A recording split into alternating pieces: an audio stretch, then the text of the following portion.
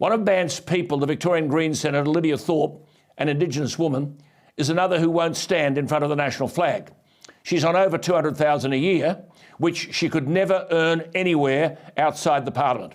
Bandt, by the way, gets a leader's allowance, which jacks his salary up to $315,000. Bugger me. But Senator Thorpe has described the national flag as an obscenity, arguing the flag didn't represent her or her people, whomever they are. It had connotations, she said, of invasion and dispossession. And she argued in relation to being elected to the Senate, quote, "I'm there to infiltrate the colonial project," unquote.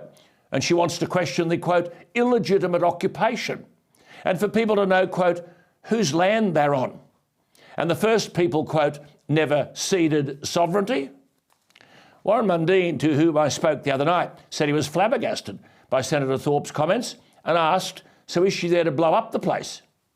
Our first Indigenous Cabinet Minister, Ken Wyatt from WA, didn't miss Bandt or Thorpe when he said, quote, "The Australian flag has the Southern Cross on it, and the Southern Cross story in many Aboriginal cultures is significant and it is an important symbol." Mr Wyatt said, highlighting the ignorance of Bandt and Thorpe, quote, "In Aboriginal astronomy, it is a very sacred set of stars," unquote. Well, Jacinta Price nailed it when she said that Bandt and Thorpe had, quote, "nothing but contempt for Australian people." That Senator Thorpe, quote, "doesn't see herself as an Australian. She doesn't see herself as being represented by the Australian flag.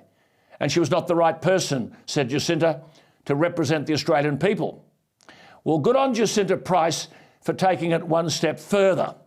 She wants the Governor-General David Hurley to look closely at Senator Thorpe's intentions, quote, "and consider whether this is possible grounds for dismissal," unquote.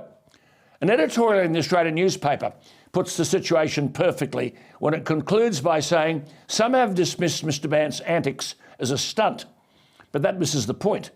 His disrespectful action and Senator Thorpe's comments attack the essence of our nation. Coming from elected MPs, they are intolerable.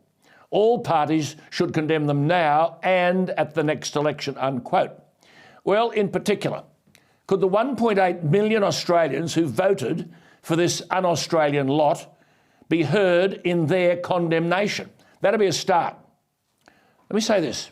Sedition was previously defined under the Criminal Code as, quote, "conduct that tends towards rebellion against the established order," unquote. It used to include, quote, "subversion of the Constitution or incitement towards discontent with the established authority," unquote. Well, in 2011, under Julia Gillard's administration, the sedition clauses were repealed and replaced with the definition which described sedition as urging violence. It might be time to reinstate the definition of sedition as conduct which incites discontent to established authority, conduct with the potential to lead to rebellion against the established order. One thing is certain, Bandt and Thorpe should not be allowed to get away with this behaviour. As a nation, my view is this: we're far too soft on these transgressions.